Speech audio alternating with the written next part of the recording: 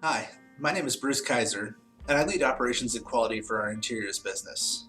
Over the course of the last few videos, I've talked about those behaviors that really drive how we wanted to portray leadership at the interiors level, as well as throughout the organization.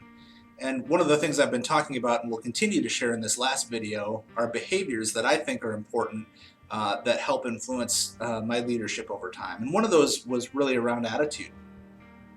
And here's a guy, Will Smith, who I think is known for being very charismatic. But one of the things I always notice about him too is he's also very positive.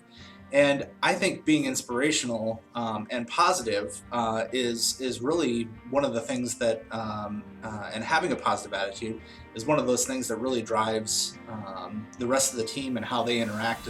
And they look for you to the emotional set point, and you can help influence that.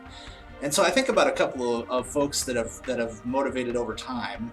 One being Fred Smith. Now I don't know if you know Fred Smith, but back in the 70s, he was going to Yale, and he had this idea that he was going to ship things across the country.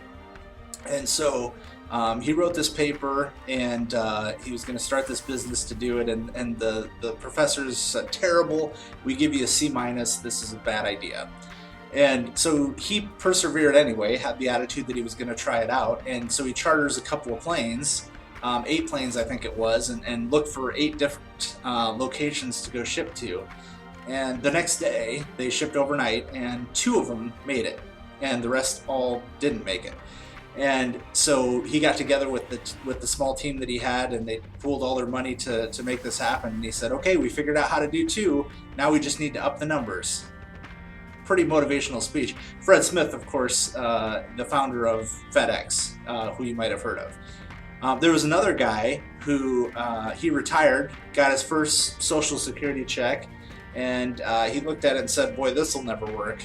And so he says, "What do I have that I could go make money with?" And all he had was really this recipe. So he goes around to all these different restaurants and tries to sell this recipe. And this is in the spirit of perseverance and having a positive attitude. He goes to 1,009 different restaurants. 1,008 of them said no. The 1,009th said yes. That guy was Colonel Sanders. Here's a guy that you might know. Let me tell you about his history. He lost his job. He failed in business. His girlfriend died. He had a nervous breakdown.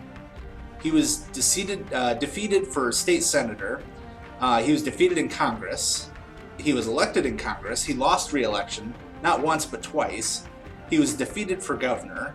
He was defeated for U.S. Senate. He was defeated for the vice presidency. He was defeated for U.S. Senate, and then he was elected president. Perseverance and attitude through that whole thing. You know who that was? That was Abraham Lincoln, one of the most influential presidents ever. Another funny one that always gets me is that Walt Disney, before he became Walt Disney, he actually got fired from an illustrating job because they perceived him to be bad at drawing. So Mayo Clinic did a study for 30 years, and they looked at pessimism versus optimism and the attitude that people portrayed, and they found out that medically, people with pessimism died faster.